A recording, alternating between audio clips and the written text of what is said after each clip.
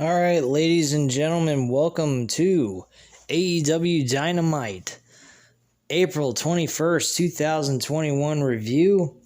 You know what to do today. Hit the like button if you like the video. Hit the subscribe button if you're not already subscribed to the channel. And leave a comment down below on anything I had to say about this episode. I have to say this was an okay episode, but not great. Kind of felt like I was watching NXT just a little bit. But AEW's was slightly better than NXT's episode from yesterday. Bottom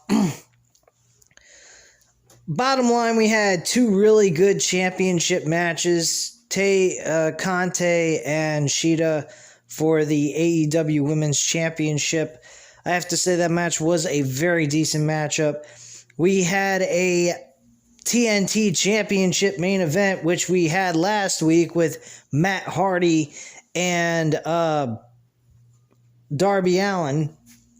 And this match between Jungle Boy and Darby Allin for the TNT Championship was very, very good. Excellent main event match once again. Not a whole lot of interferences until the end. That made absolutely no fucking sense with fucking with Ethan Page and Scorpio Sky interfering in the match afterwards when the match was finally over. Lance Archer backing up Darby Allin made absolutely no fucking sense. I don't understand what the hell they're doing with Lance Archer.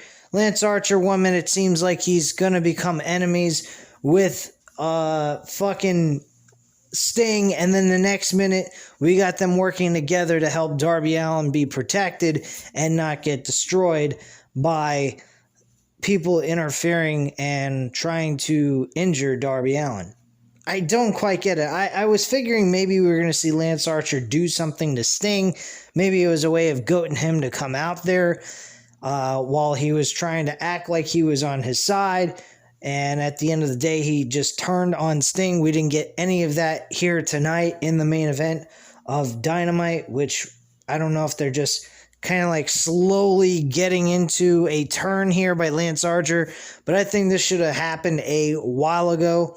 I don't quite understand why we don't just push ahead with this Lance Archer heel run. It would be a better idea for them to do that than to have him playing a face. Bottom line, face run Lance Archer has not been working for me.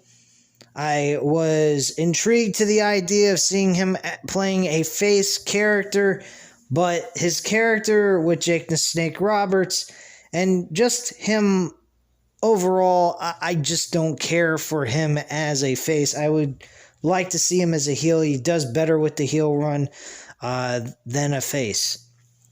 I guess maybe because of his size, how intimidating he looks, and he's a guy that doesn't need to cheat to be a heel. He's a guy that he just gets in the ring and beats the shit out of you and wins. That's the type of heel he could portray. Maybe eventually turning into an anti-hero type of character with the fans getting behind him as that and keeping him as that vicious, mean, nasty guy, but at the same time still being beloved by the fans. If that's the kind of route you want to go with eventually down the road, when we get to see Lance Archer as a heel more, I would be fine with that. I think that would work out best for him in order for him to transition over to a face. But this, doing the right thing, being with everybody, no. Sorry, I don't like that. That's not Lance Archer.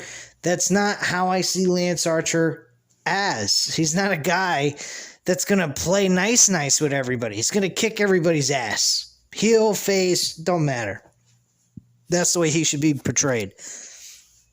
We also had the Pinnacle have a cut a promo here tonight. That was actually rather good. I'll get into that once we get to that section of this review. To kickstart the show, though, we'll go right into it. Ricky Starks versus Hangman Page. This was a very good matchup to kickstart the show. Hangman Page continues to win match after match, week after week when he's on television. I'm very happy that he is finally getting he's getting shown on television week after week to go ahead and show off his skills and win.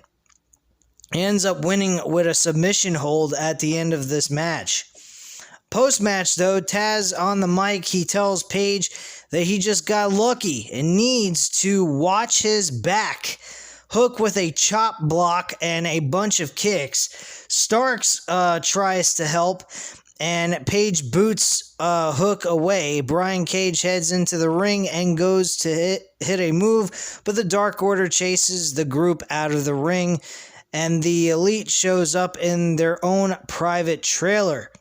We see Brandon Cutler filming them as they go in. Backstage, we have Penta sends a message to the best friends. Alex Abrahantes is actually his new manager, apparently. Translates and says best friends should have never restarted their issues with the Death Triangle. Okay. So we have Pentagon Jr. versus Trent. This was an okay, solid matchup to be the second match on the show. Pentagon Jr. actually wins this match with a pile driver to Trent, and he got the 1-2-3 to walk away as the winner. Jim Ross talks with the Pinnacle now about the upcoming Blood and Guts match against Inner Circle, and he brings up Chris Jericho's passionate promo where he talked about the group, especially MJF. MJF says he's been wearing the scarf since he was a kid on the Rosie O'Donnell show. He didn't steal it from Chris Jericho. MJF then says that reminds him it's springtime, so that means it's silk season, and switches up his scarves. Wardlow says Jericho stumbled a bit when he brought up Wardlow, because the moment he said the name, Jericho knew he messed up. MJF goes on to say Jericho gets an F about elevating other wrestlers. He says Jericho wrestles people the fans already see, and then say he's the reason why they're now popular. MJF mentions Omega, Moxley, and others. MJF says when Jericho was 25, he wasn't doing anything compared to him. You were curtain jerking on WCW worldwide. Wow, that. He's got a point. Jericho was not doing much at 25 years old. MJF says to leave the stooge Mike Tyson home and let's have the two sides fight each other. MJF continues that Jericho was right, that MJF's a mark, but he's a mark for Chris Jericho's spot, and we'll take that on May 5th, because when you're in the Pinnacle, you're always on top. And that's how the promo ends on that. Like I said, Shida and Tay Conte come up for the AEW Women's Championship. Very good match. Tay Conte came very close to winning this title, but unfortunately she fell short, and she ends up losing this match by pinfall with the twisting kick to the face by Shida. It's called the Kenta. And that is pretty much it for this matchup. This match was a very, very entertaining match. I had a lot of fun watching it. Very entertaining shit. If you haven't seen the episode and you record it on DVR, you should go back and definitely watch this. If there's anything you want to skip, this is not something you want to skip. This is something you want to sit through and watch. This was a good women's match for an AEW match. I have to admit that. But post-match, Britt Baker heads out to the stage.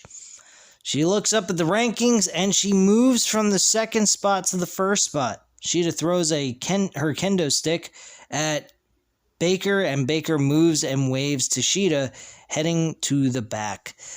This is definitely something we're going to see. I have a gut feeling at Double or Nothing, Britt Baker will become the new AEW Women's Champion, hands down, without question. This is what they've been building up for. There wouldn't be any reason why they keep bringing up about the rankings with Brett Baker.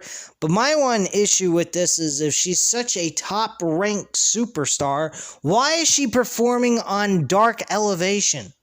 Why isn't she performing on Dynamite week after week in the women's slot matches? Why aren't we seeing her every single week performing in those matches and winning and earning the right to move up to the number one spot? To me, if you're performing on Dark, you're second rate, man. I honestly don't understand one thing. Why the fuck are they putting their top 5 contenders on a Dark Elevation episode that most people probably don't watch? I know I don't. Maybe I should, but I watch enough wrestling as it is. I'm not going to go ahead and watch Dark Elevation. I've seen how long those fucking episodes are. They are a full 2-hour episode. I can't sit through all that shit. I mean, more than likely, it's definitely better than fucking anything that Monday Night Raw has to offer, but still, at the end of the day, guys, I mean, how much fucking wrestling do you guys expect one person to watch? I mean, it's overkill. My God. It's not like we're watching a 30-minute episode of Family Guy or The Simpsons or some shit. We're talking about a full-fledged 2-hour episodes, possibly 3 if you're talking about Monday Night Raw. That's just crazy. So Miro says it's another week and he hasn't seen Kip. Miro says he wants some vindication, and anyone who has a championship, he's coming for them. Alright, so 2 weeks in a row, we're seeing you talk about how you want to go ahead and get vindication and become a world champion of some kind. Why are you cutting promos? Why aren't you in the ring beating the shit out of people? This is fucking ridiculous. What are they thinking they're going to gain by him cutting promos week after week? This is 2 weeks in a row. If I don't see Miro on television next week performing in a match, I don't care if it's just opening up the show, I am going to get pissed. Because this is fucking stupid. You got the man sitting there cutting promos about how he wants to become the world champion 2 weeks in a row, or at least a TNT champion 2 weeks in a row, and yet he hasn't gotten the ring since that arcade match. What in the fuck am I watching, man? Please, do right by Miro. He's a good asset to the company. He will provide what you're looking for. He's not a waste. My God, that was trash. For them to put him on a promo second week in a row, this is retarded. Alright, so the Inner Circle heads to the ring to speak with Tony Schiavone. Jericho says there's a lot of energy tonight because of the upcoming Blood and Guts match on May 5th. He continues that it will be one of the most brutal matches ever seen on TNT. He talks about Mike Tyson knocking out Cash Wheeler and breaking his jaw. Probably has to sip out of a straw, he said. After they got done with him, Santana gets on the mic and says Pinnacle wants to wrestle the best, but they wait until there's a crew behind them before they actually fight. Where we come from, we call those bitch moves. I have to admit, those are cowardly moves by losers, pretty much. Jericho goes on to say MJF talks a lot but never feels any conviction in the words he says. He brings up singing show tunes and says he wrote one for MJF. Jericho rattles off a few lines about giving MJF a swirly and how he's a dipshit. Personally, I felt the tune that he came up with was kind of cheesy and very weak. Not a Jericho promo I can be proud of, because I've heard Jericho cut better promos than this when it comes to making fun of someone. That was pretty bad. I didn't particularly like the promo. It started out good and then it kind of ended very bad. He started losing the ability to rhyme, and he just fell flat pretty much at the end of that. Jericho says it's fun to make jokes, but May 5th will be a lesson in violence. Jericho says next week he wants a parlay between Inner Circle and Pinnacle. Jericho then says he will beat the living hell out of MJF on May 5th, and Inner Circle will destroy the other group. The group then gives the camera the middle finger together, and that's how the promo ends at that point. We have Anthony Ogogo says he's only here in this dump place called America to make that big money. Well, so much for America being a dump place. If there's big money to be captured here in America, why would it be a dump? I have to admit the world is going to hell in a handbasket. I have to admit that. But, I mean, America has its problems, and I'm not particularly happy the way that America's been for the last couple of years and everything else, politic-wise and everything else. But, I mean, I don't know the rules and in-outs of every other country in the world, so I'd rather stick with what I know. I'm not living terribly. I am living better than I used to. Financially, I found a job that's doing me very well. And I'm very happy with my life. The only problem with it is that it's a very dangerous world we're living in nowadays. We could get sick without even knowing it and pass it on to others that we care about without knowing it as well with this virus. So, I mean, it is a dangerous world we live in when it comes to diseases. But if you're, have a sustained job and you're living decently, this country is not a bad place to live. I almost fucked up what I was trying to say there. But, bottom line, guys, yes, America has its flaws, but also America has some benefits as well.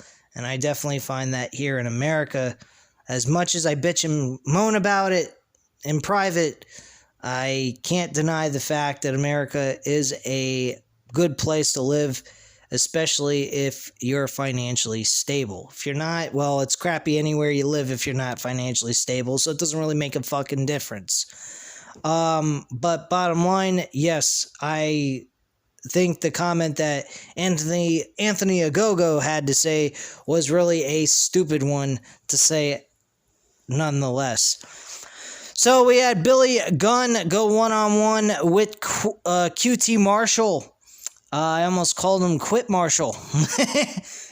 He might as well quit while he's ahead, right? Because this gimmick character, whatever you want to call it, absolutely fucking sucks. I really don't particularly care about this character one way or another.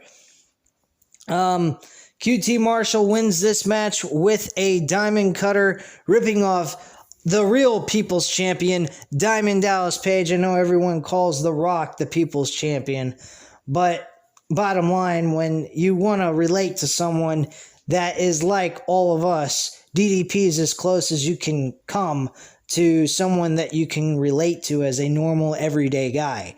The Rock most certainly is not that person. The Rock is a very talented, entertaining individual, but at the same time, by calling him the People's Champion, I have no problem with that, but the Diamond Cutter is what QT Marshall used, and in WCW, DDP was the People's Champion. So, no offense to The Rock, but DDP was pretty fucking good in his own right, especially in WCW. Hardworking guy and blue-collar worker all around, and I wish he would have had a better career in WCW than what they gave him. But nonetheless, he started at 35 and he wrestled till he was almost 50 and did very well at what he did. So I got to give him a lot of credit in what he did. Billy Gunn, I got to admit, the match that he had with QT Marshall was not all that bad. But I don't think he has any reason to be performing in a AEW ring. Personally, I don't think he's needed. Post-match, Ogogo gives Marshall a wooden chair and he goes to hit Gunn, but Dustin Rhodes, runs out and smacks Marshall with a big rope. A bull rope, excuse me. With a bull rope. Wow. Rhodes throwing a bunch of shots in the corner on Marshall. Spinning power slam hits. A go-go just standing at ringside, not helping his guy out. Rhodes gets the chair, and a go-go climbs up to the apron. Komoroto tries to attack Rhodes from behind. Rhodes swings the chair over Komoroto's head, and it does nothing. He doesn't even sell the chair shot. QT's group makes their way to the back, and that is that. So big deal. Now, one of the bigger segments on this show, but it didn't make any sense to me. I've tried to make sense as the show went on after I saw that, and I'm going to try to make sense to you guys what this could have been. So we got the Elite, we got Kenny Omega, the Good Brothers, and the Young Bucks, and Don Callis in this trailer, talking up their shit, cutting their little promo. They also plugged in the Impact Rebellion pay-per-view, which now is being switched from the 24th to the 25th. I have a feeling that has to do with Ronaldo's schedule, because he actually does boxing commentary on Saturday night, so they probably couldn't get him on the show for the Saturday night pay-per-view, so they just moved it over an extra day. So, bottom line, and secondly, they would have been competing up against fucking UFC 261, which is taking place this Saturday, which I'm definitely going to be keeping my eye on that, seeing how that pay-per-view turns out. I may or may not review it. I'm not sure. I haven't really reviewed any of the UFC events that much lately this year, so I'm not sure if I'm going to cut a review on here or not. If I do, you'll definitely see it. But yeah, hey, the Elite are talking trash about Jon Moxley and Kenny and Eddie Kingston, and making fun of the injury of Eddie Kingston's ankle, and blah, blah, blah. And Kenny Omega takes off the glasses, and Don Callis is being funny. He says, oh, he's taking off the glasses, getting serious now. And he starts talking, and all of a sudden you hear a honking noise out of fucking nowhere. And I thought somebody outside in my apartment complex was honking their horn. I almost got outside and started checking who the fuck it was. But I was like, wait, hold on. It probably is the TV, not somebody in the apartment complex honking their horn or some shit. So eventually, Kenny Omega acknowledges the honking noise, trying to figure out what the hell's going on. And they're like, what the hell is all this honking? This motherfucker keeps honking his horn.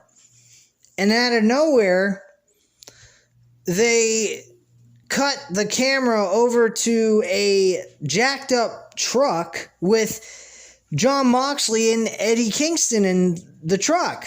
And I'm like, oh shit, this is fucking cool. Some old school type segment here. Takes the truck, drives it right into the trailer, knocks it out of place, puts a huge dent in the side of the fucking trailer. I absolutely loved it. They go ahead, they take out a lead pipe, they start banging on the trailer, saying, all right, come on, let's go and play. Come on, guys, let's play, man. And they're smashing and vandalizing this trailer to death. They break the glass on the side of the trailer and everything. And they get in there, and there's no Elite. There's no one there.